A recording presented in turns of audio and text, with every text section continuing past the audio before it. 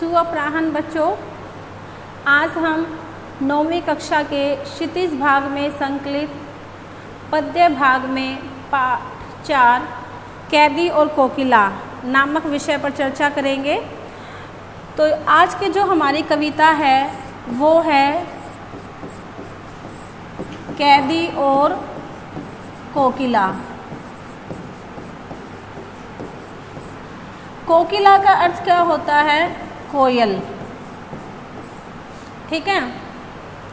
तो यह जो कविता है वो श्री माखनलाल चतुर्वेदी जी की सुप्रसिद्ध कविता है और इस कविता में कवि ने अंग्रेजी शासकों द्वारा भारतीयों पर किए गए जुल्मों का वर्णन किया है। भारतीय स्वतंत्रता सेनानियों के साथ अंग्रेज अधिकारियों द्वारा जेल में किए गए दुर्व्यवहारों और उनको दी जाने वाली यातनाओं का वर्णन किया है। इस कविता के माध्यम से एक ओर तो भारतीय स्वतंत्रता सेनानियों के द्वारा किए गए संघर्षों का वर्णन है, तो दूसरी ओर अंग्रेज सरकार की शोषणपूर्ण नीतियों को उजागर किया गया है। तो यहाँ पर जो कवि है माखनलाल चतुर्वेदी जी वो यहाँ पर कैदी है और जो कोकिला है वो यहाँ पर कोयल के लिए ये शब्द प्रयोग किया गया है। तो इन दोनों के बारे में ही हमारी जो ये पूरी कविता है वो रचित है। कवि की और कोयल के बारे में ही इसमें बताया गया है। उनके माध्यम से ये बताया गया है कि हमारे भारत में जो स्वतंत्रता सेनानी थे उन्होंने स्वतंत्रता प्राप्त करने के लिए अंग्रेजों के कितने सारे जुल्मों को सहन किया, उनके अत्याचारों को सहन किया, फिर कहीं जाके हमें आज़ादी प्राप्त हुई है। तो इस समय जो कवि थे वो जेल में बंद थे और कवि को स्वतंत्रता आंदोलन में भाग लेने के कारण कारागार में बंद कर दिया गया था। तो वहाँ पर वो एकाकी जीवन व्यतीत कर रहे थे। तो रात को कोयल की मधुर ध्वनि सुनकर वह जाग जाता है और अपने मन के दुख और ब्रिटिश शासन के प्रति अपने आक्रोश को व्यक्त करता है। तो जो हमारा पहला पद्यांश है उसमें क्या बताया गया है? कवि ने अपने मन के दुख और ब्रिटिश शासन के प्रति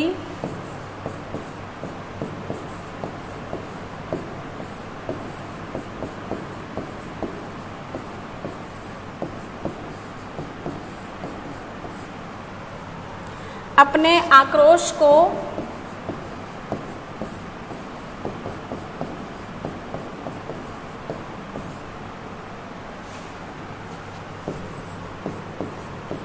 कोयल के माध्यम से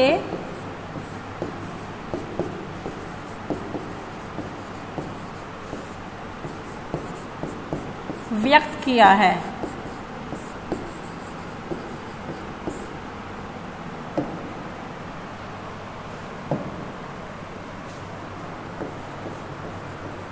अब देखिए जो हमारा पहला पहरा है उसमें क्या बताया गया है? कवि जो है वो कोयल की मधुर ध्वनि सुनकर उससे पूछता है कि इस समय तुम रह रह कर क्या गाती हो? अपनी इस ध्वनि के माध्यम से तुम किसके लिए और क्या संदेश लाई हो? मुझे इसके विषय में बताओ। क्या गाती हो? क्यों रह रह जाती हो? कोकिल बोलो तो। क्या लाती हो? संदेशा किसका है? कोकिल बोलो तो कवि कहते हैं कि भाई तुम अपनी इस मधुर ध्वनि के माध्यम से किसके लिए और क्या संदेश लाई हो, मुझे इसके विषय में बताओ। ऊंची काली दीवारों के घेरे में, डाकू चोरों बटमारों के डेरे में। बटमार होता है रास्ते में यात्रियों को लूटने वाला। जीने को देते नहीं पेट भर खाना, मरने भी देते नहीं तड़प रह जाना। जीवन पर अब दिन रात कड़ा पहरा है, शासन है या तम का प्रभाव गहरा है। तम का अर्थ होता है अंधकार। हिमकर निराश कर चला रात भी काली। हिमकर का अर्थ होता है चंद्रमा। इस समय कालीमा मई जगी क्यों आली। कालीमा मई का अर्थ होता है काले रंग वाली और आली का अर्थ होता है सखी। तो कवि उसे अपने विषय में बताता है कि मैं यहाँ कारागार की ऊंची ऊंची काली दीवारों के घेरे में डाकुओं चोरों था रास्तों में दूसरों को लूटने वाले बटमारों के बीच में बंद हूँ। तो दूसरी ओर जो अंग्रेज सरकार है वो कैदियों को जीने के लिए पेट भर खाना भी नहीं देती। यहाँ ऐसी दशा बना दी गई है कि ना तो हम जी सकते हैं और ना ही हम मर सकते हैं, बस तड़पते रहते हैं और यहाँ हमारे जीवन पर दिन रात कड़ा पहरा लगा हुआ है। अंग्रेजी शासन का जो प्रभाव है वो गहरे अंधकार के समान है।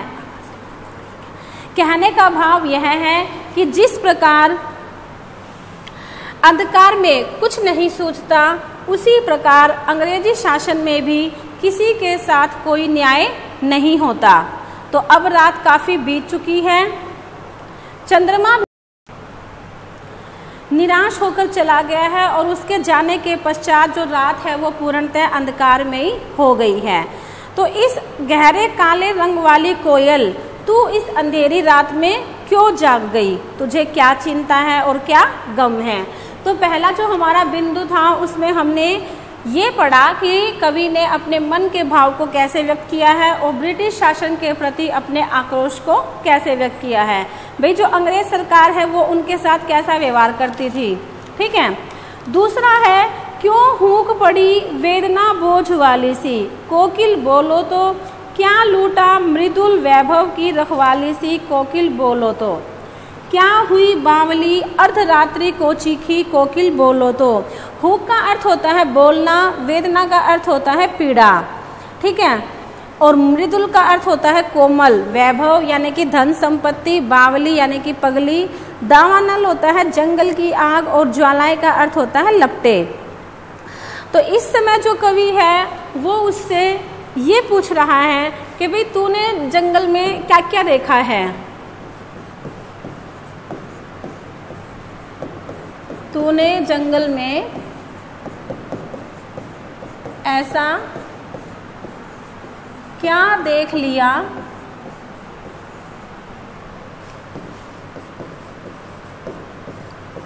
जो तुम कूक रही हो।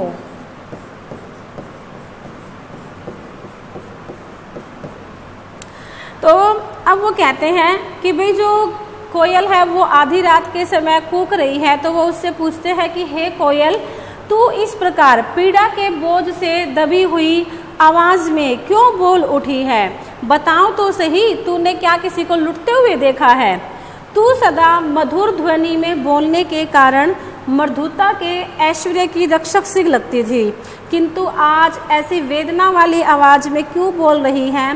हे कोयल, क्या तू पगला गई है, यानी कि क्या तुम पागल हो गई हो जो आधी रात के समय इस प्रकार कूक रही हो? या तूने कहीं जंगल में लगी हुई आग की लपटें देखी है? भाई जंगल में ऐसा तुमने क्या देख लिया कि जिसे देखकर तुम इस प्रकार से कूक रही हो? अब तीसरा जो हमारा पहरा है उसमें क्या बताया गया है कि अंग्रेजी सरकार ने, जो अंग्रेज सरकार थी, अंग्रेज सरकार आंदोलनकारियों के साथ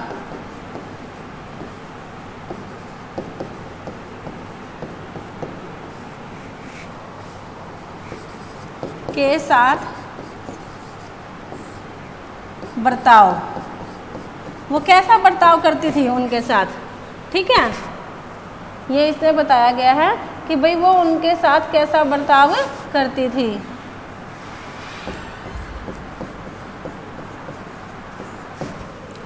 अब वो कहती है कि भाई कोयल से वो पूछते हैं कि क्या वह देख नहीं सकती कि अंग्रेज सरकार ने उन्हें जंजीरों के गहने पहनाए हुए हैं, यानी कि जो आंदोलनकर्ता हमारे होते थे, जो स्वतंत्रता सेनानी होते थे, अंग्रेज सरकार उनको हथकड़ियों में बांध कर रखती थी, और यही तो ब्रिटिश राज्य के गहने हैं जो वह भारतीयों को पहनाता था, यानी कि जो हथकड़ी शब्द है वो गहनों के लिए प्रयोग किया गया है।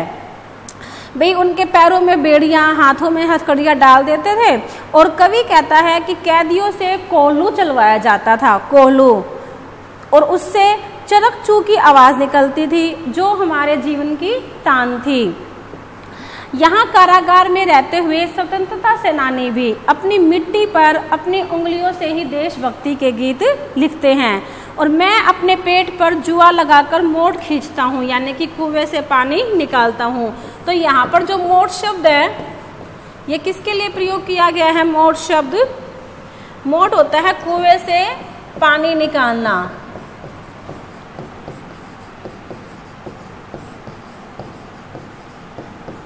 ठीक है, तो कहता है भी मुझे ऐसा लग रहा है कि मैं कुएं से पानी नहीं बल्कि ब्रिटिश शासन की अकड़ के कुएं को खाली कर रहा हूँ। तो जो ये कुआं शब्द है यहाँ पर किसके लिए प्रयोग किया गया है? ये है ब्रिटिश शासन की अकड़ के लिए, यानी कि ब्रिटिश शासन के अहंकार को खत्म करने के लिए इस शब्द का प्रयोग किया गया है।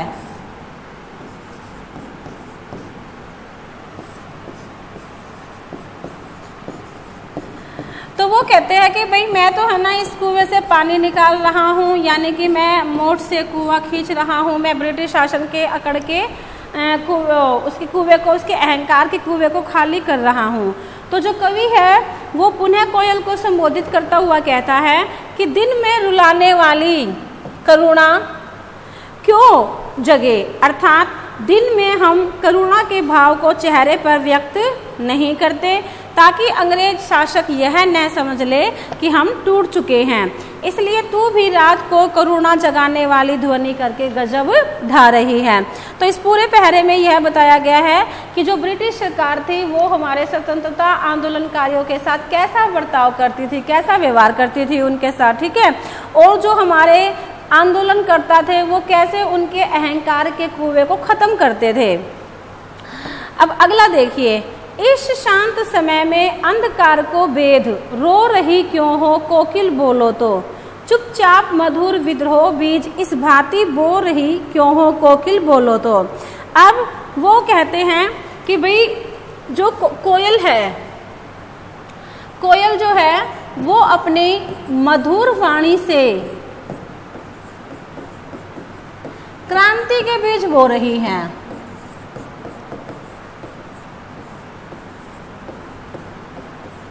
क्रांति के बीज बो रही है। अब वो देखिए कैसे, वो कैसे कर रही है। कवि ने कोयल से पूछा है कि तुम रात के इस शांत समय में और गहन अंधकार को चीरती हुई रो क्यों रही हो, इसके विषय में कुछ तो बताओ, भाई तुम्हारे रोने का कारण क्या है। इस प्रकार अपनी मधुर भाषा के द्वारा तुम क्रांति के बीज बो रही हो, यानी कि कहने का तात्पर्य यह है कि जो कोयल है वो कूक रही है लेकिन वो अपनी वाणी से लोगों के मन में क्रांति के भाव पैदा कर रही है, भाई लोग उसकी आवाज़ को सुने, उसकी भावना को समझे। कहने का भाव यह है कि कोयल की ध्वनि में कवि को विद्रोह की भावना अनुभव हुई है और कवि भी अपनी मधुर भाषा में रचित कविता के द्वारा लोगों के मन में विद्रोह की भावना उत्पन्न करता है। तो यहाँ पर इन दोनों में समानता क्या है, भाई जो कवि है वो भी अपनी कविता के द्वारा लोगों में विद्रोह की भावना उत्पन्न कर रहा है और जो कोयल है वो भी अपनी आवाज़ के द्वारा लोगों में विद्रोह की भावना उत्पन्न कर रही है। तो ये इन दोनों में समानता है, विद्रोह की भावना उत्पन्न करना। दोनों ही अपने अपने माध्यम से लोगों के मन में भावना उत्पन्न कर रहे हैं क्रांति के प्रति, ठीक है। काली तू रजनी भी काली, शासन की करनी भी काली। अब इसमें क्या बताया गया है, जो कैदी रूपी कवि है वो कोयल से पूछता है कि भाई तू काली भी है और रात भी काली है। इतना ही नहीं, जो ब्रिटिश शासन के कर्म है वो भी काले हैं, यानी कि उनके जो किए गए कार्य है वो बुरे हैं, उनकी कल्पना भी काली है, यानी कि वो बुरा ही सोचते हैं। और जिस कोठरी में मुझे बांधा गया है वह भी काली है, मेरी टोपी भी काली है और मुझे जो कंबल दिया गया है वो भी काला ही है, और जिन जंजीरों से मुझे बांध कर रखा गया है उनका रंग भी काला ही है। तो यहाँ पर काले शब्द की बार बार आवृत्ति की गई है, काले शब्द का प्रयोग किया गया है। अब यहाँ पर बार बार प्रयोग करने के पीछे क्या उद्देश्य है,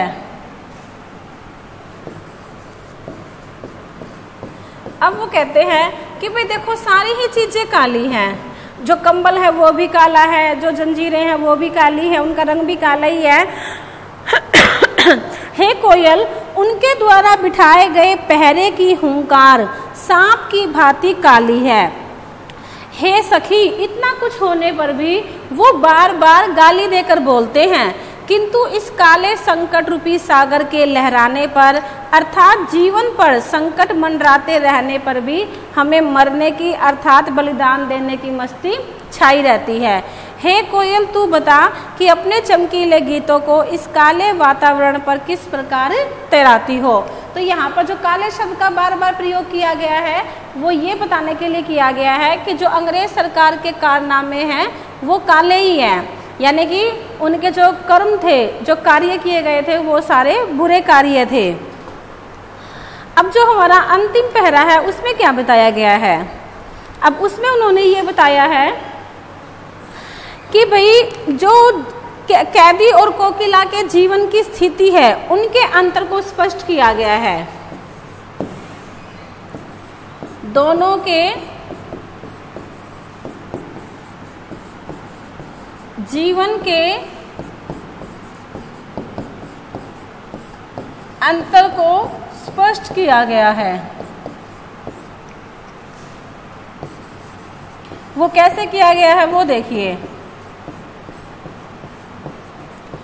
अब कवि क्या कहता है कि भाई देखो है ना, तुम्हें तो बैठने के लिए हरी डाली मिल गई है और मुझे रहने के लिए काली कोठरी मिली है, यानी कि तुम तो हरी भरी टहनी के ऊपर बैठती हो और मैं काल कोठरी में बैठता हूँ, यानी कि मैं यहाँ कारावास में बंद हूँ।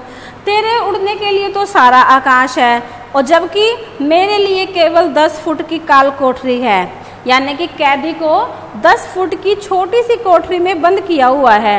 और इतना ही नहीं, लोग तेरे गीतों को सुनकर वाह वाह करते हैं, यानी कि तेरे गीतों की तो सराहना की जाती है और मेरा तो रोना भी अपराध माना जाता है, अर्थात मैं तो रो भी नहीं सकता। तो हे कोयल, तेरे और मेरे जीवन में कितना बड़ा अंतर है। तू इस विषमता को देखते हुए भी युद्ध का नगाड़ा बजा रही है। तो कवि कोयल से पुनः प्रश्न पूछता है कि इस हुंकार पर मैं अपनी रचना में क्या कर सकता हूँ, अर्थात अपनी काव्य रचनाओं के माध्यम से अंग्रेजी शासन के विरुद्ध भारतीय जनता में विद्रोह की भावना भर सकता हूँ। तो जो कवि है वो अपनी कविता के माध्यम से भारतीय जनता में विद्रोह की भावना उत्पन्न करता है। भारतीय जनता में विद्रोह की भावना उत्पन्न करता है।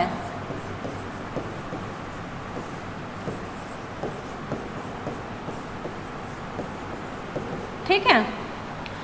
अब वो कहते हैं कि हे कोयल, तू ही बता कि महात्मा गांधी यानी कि मोहनदास करमचंद गांधी जी के स्वतंत्रता प्राप्ति के व्रत पर प्राणों का आनंद किसमें भर दूं।